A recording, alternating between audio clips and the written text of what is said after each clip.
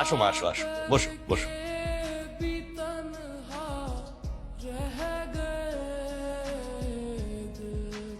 আরে ছেলে মেয়ে তো আমাদের ঘরেরই ছেলে, এত দেখা দেখি কি আছে। হ্যাঁ সেটাই তো, সেটাই। তো ভাই সাহেব, আর দেরি না করে আমরা দিনক্ষণটা ঠিক করে ফেলি। হ্যাঁ হ্যাঁ ভাবি, করেন।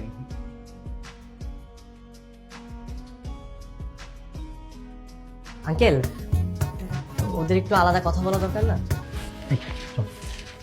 আরে না বোকা, তোরা চল বোকা।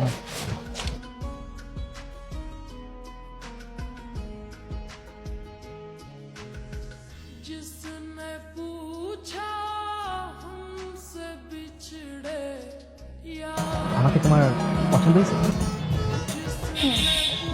তবে তোমাকে পছন্দ হওয়ার কারণটা জানতে চাও? হ্যাঁ বলো তো, কেন? ল সাবজেক্ট আমার খুব পছন্দ।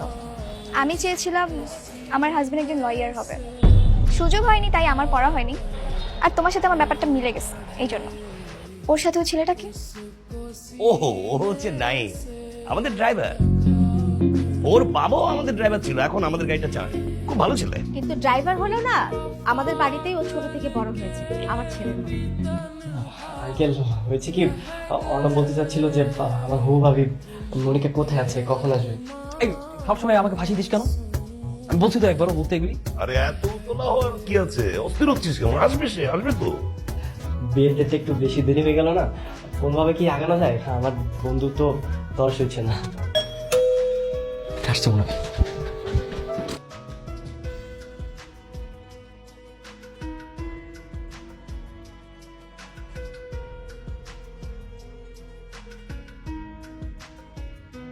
বলেন তো, আপনি কতদূর পড়াশোনা করেছেন?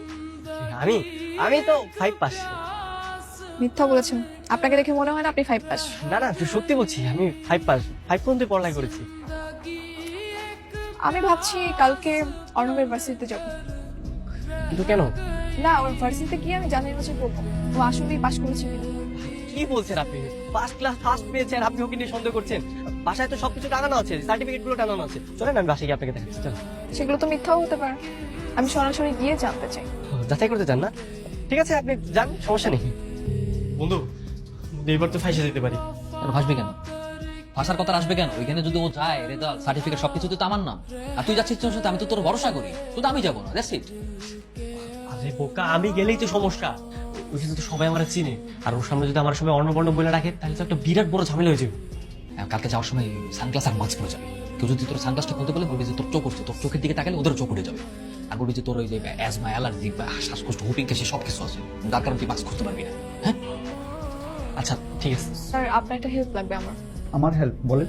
স্যার, ব্যাচ নম্বর 70, সেশন 15 থেকে 16, আর রোল হচ্ছে 32, 34, 74। ওনার ডিটেলসটা একটু বলতে পারবেন আমাকে? জানান। ও অনব চৌধুরী, পিতা হুসাইন চৌধুরী। জি। কি ব্যাপার, আপনার এরকম অবস্থা কেন? ভূতের মতন নাক মুখ বন্ধ করে বসে রয়েছেন। আসলে আমি একটু অসুস্থ তো, ধুলাবাড়ির কারণে আমার একটু সমস্যা হয়, তাই। বলেন, আর কি জানতে চান? স্যার, উনি কি আসলেই ইউনিভার্সিটি টপার ছিল? রেজাল্ট তো ফাটাফাটি, ছেলেটা অনেক ভালো, ওর মতো ছেলেই হয় না। যেমন রেজাল্টে ভালো, তেমনি পরোপকারী মানুষ। ওরে খুব মিস করি আমরা। দেখলেন, আপনার ইনফরমেশন তো আপনি পেয়ে গেছেন, তাই না? চলেন আমরা বরং যাই। চলেন। ওনার কি কোনো ছবি আছে আপনার কাছে? ছবি দেখবেন? কি হলো, আপনি না করছেন কেন? ওই না না না, কিছু না।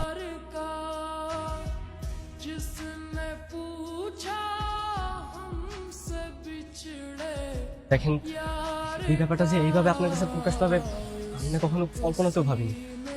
তাছাড়া একটা সার্টিফিকেট তো মানুষের জীবনে সবকিছু হতে পারে না। অর্ণব সত্যি খুব ভালো মনে একজন মানুষ, আপনাকে অনেক ভালোবাসে। আর ওর বাবার যা আছে, ও চাকরি করতে হবে না, বসে বসে খেতে পারবে। আমি তো সেটাই চাই না। আমি কেন একজন আলাদা ঘরে দুলালকে বিয়ে করব? আমি যাকে বিয়ে করব সে হবে একজন মেধাবী কর্মজীবী ছেলে, অনেস্ট, সত্যবাদী, যে একজন নিরপেক্ষ আইনজীবী। কিন্তু অর্ণব, ওটা কিছুই না, পুরোটাই উল্টো। না একজন সত্যবাদী, না একজন আইনজীবী। কিন্তু সত্যি বলছি, অর্ণব আপনাকে অনেক ভালোবাসে। বাবার কোনো টাকা পয়সা কমতে নেই। আপনি চাইলে ওকে বিয়ে করতে পারেন, আপনার কোনো সমস্যা হবে না, ও আপনাকে সুখী রাখে। আর অর্ণব তুই? কি মানে হ্যাঁ ভাই, এখানে এসেছিলাম। আরে এই মেয়েটা সেই মেয়েটা না যাকে তুই প্রথম থেকে প্রেমে পড়ে গেছিলি?